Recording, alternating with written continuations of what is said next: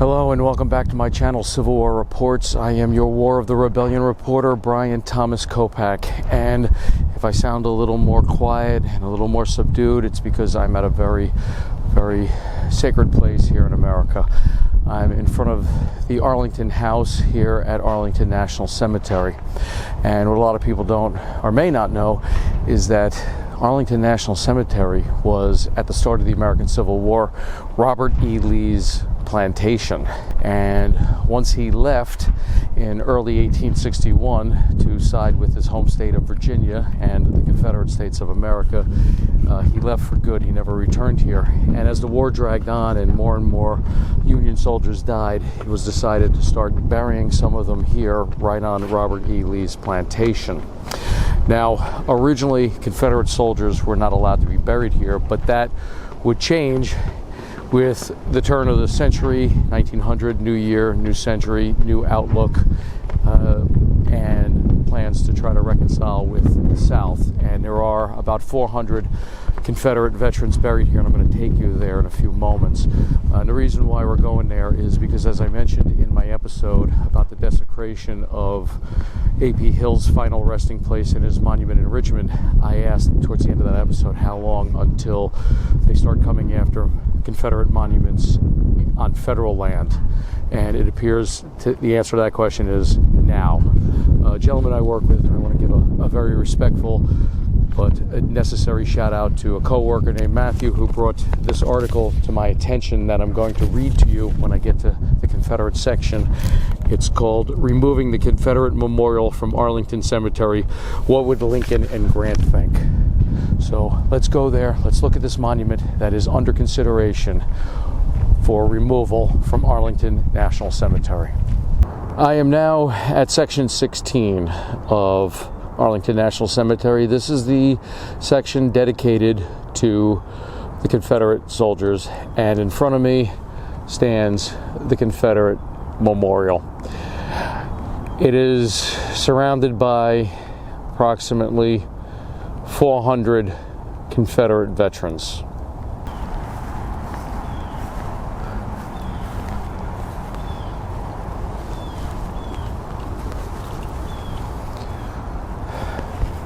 Not for fame or reward, not for place or for rank, not lured by an ambition or goaded by necessity, but in simple obedience to duty, as they understood it, these men suffered all, sacrificed all, dared all, and died.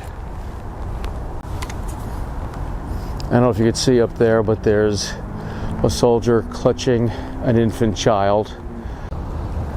To our dead heroes by the United Daughters of the Confederacy.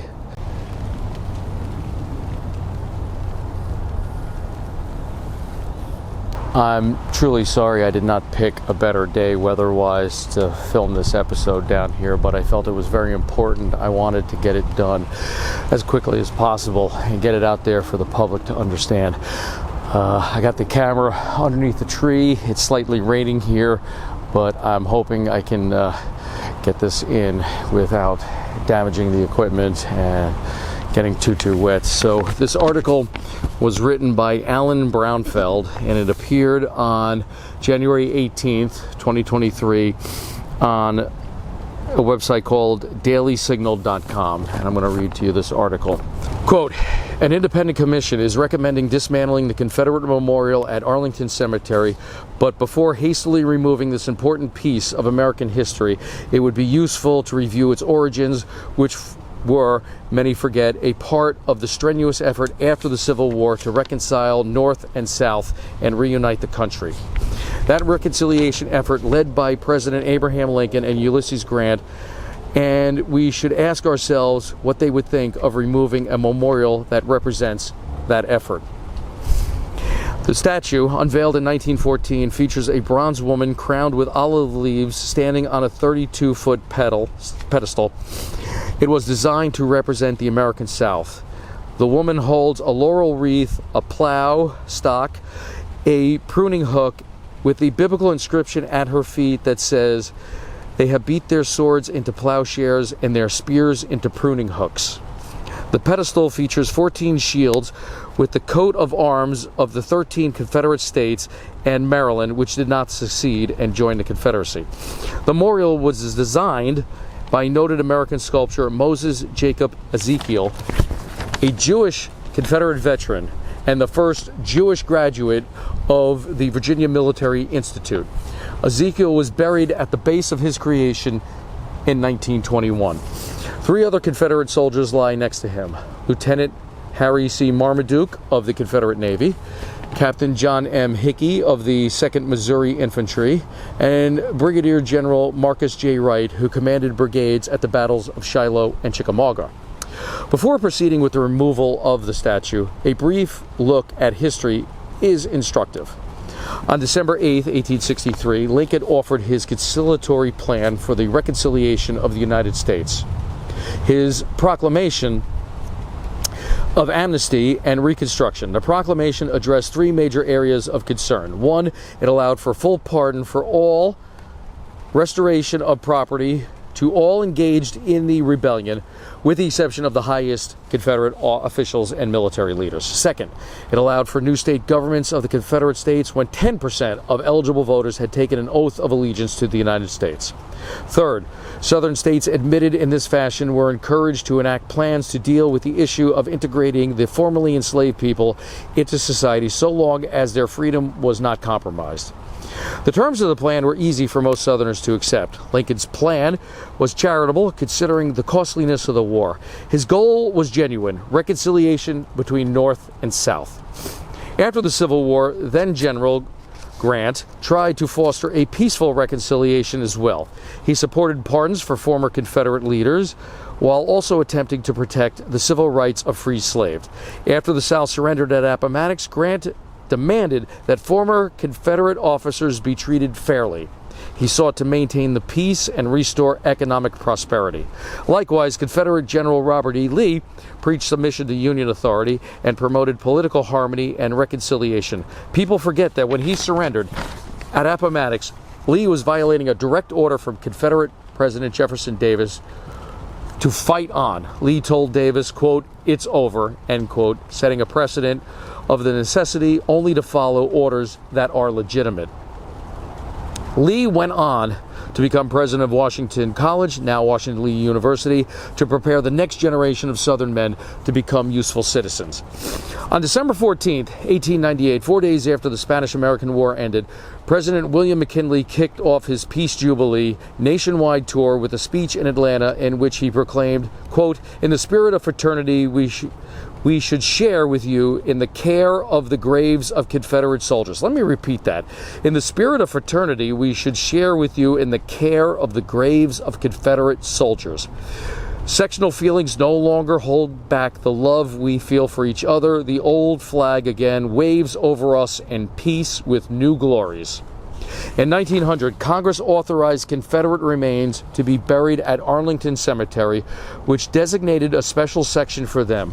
Arlington had been a U.S. Army cemetery, and for years after the Civil War, Confederate veterans could not be buried there.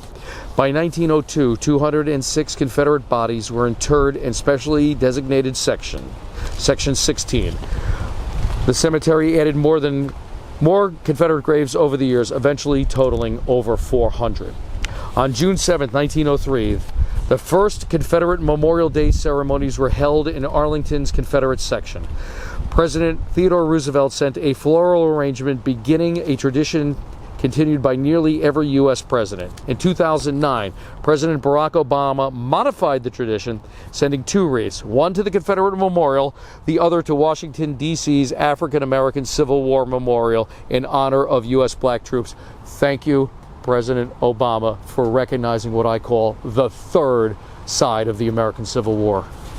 The sculptor Ezekiel spent 40 years living and working in Europe after the Civil War, most of it in Rome. He welcomed visiting Americans into his studio, including Presidents Roosevelt and Grant. It was Grant's hope to achieve a genuine reconciliation. Removing the Confederate Memorial from Arlington Cemetery would probably sadden Lincoln and Grant, who worked so hard for reconciliation after the Civil War. The desire to remove such a monument is an example of the excess of political correctness of our day, and more than this, represents what Quaker theologian Elton Trueblood called the sin of contemporaryism, which is holding our ancestors wanting for not sharing the views we have come to at the present time. The Confederate Memorial is part of our history, and the Pentagon would do well to reconsider what appears to be a hasty and narrow political decision. If it doesn't, will the next stop be digging up and removing the remains of the Confederate dead? I wanted to save the editorial portion of this episode to the primacy of my own home, because I did not want anything I say to be taken as disrespectful to the current commander-in-chief. And to me, there's no land, no ground on American soil probably more sacred than Arlington National Cemetery. I mean, after all, it is the final resting place of thousands of men and women braver than I will ever be, and it's also the home of the Tomb of the Unknown Soldier, which is guarded 24 hours a day, 7 days a week. So I didn't want anything I say to be construed as disrespectful to any person or persons. This independent commission, and no names were mentioned, and I could not find any names of the people on this commission, want this monument to be removed. And let me just summarize the article. Okay. Presidents Abraham Lincoln and President Ulysses S. Grant, who lived through the Civil War, wanted to bring about reconciliation after the war. A monument like this would help bring about such reconciliation. Now, this monument has been standing since 1914. It's been there for 109 years at this point in time, and it's in its own special section. This monument has been there for 109 years. So why now? Why does it have to come down now? To me, this is absolutely ridiculous. We are destroying American Civil War history. So what can we do? How can we try to prevent this? Well, first of all, this channel never has, does not now, and never will advocate violence. Okay? Violence does nothing to help the Southern Monument cause, and so far we've seen that anytime there's an act of violence by the folks like myself, hopefully like you as well, that want these monuments to stay, anytime there's an act of violence against somebody from the other side, it only makes matters worse for the Southern Monument cause. So violence is not the way to go. What can be done? Contact your congressman or congresswoman. Contact your federal senators. Let them know. If you do not do anything to try to stop this atrocity against American Civil War history, you will have lost my vote. I would recommend trying to contact the Biden-Harris administration, but I think that would be a complete waste of time. I don't think they care one iota about the Southern Monument cause or Civil War history in general. So that's a waste. But you could try contacting the editor of your local newspaper by writing a letter, because I'm sure there's people out there that may not be aware of this commission's report here and what could very well happen in the near future. Share this episode with friends and family who are also in favor of preserving Civil War history, who may not know about this article as well. Civil War history must be preserved. Okay, how are we going to teach the Civil War in a generation or two when we've done everything we can to erase the Southern side of the Civil War story? And I hate to see what's going to happen when the woke agenda really takes over our schools. It's a recipe for disaster. I want to thank you for watching this episode. I hope this will inspire some people to take some action and notify their elected officials and voice your opinion about preserving American Civil War history. For Civil War Reports, I am your War of the Rebellion reporter, Brian Thomas Kopak. Thank you for watching. Thank you for helping the monument cause. And if you like what you saw today, please hit the subscribe button. Give a thumbs up Also, notify your friends, let them know about this channel, and ask them to subscribe as well. If you like, you may leave a question or a comment below, and perhaps I will answer your question in a future episode of Civil War Reports. Until next time, please keep the history alive.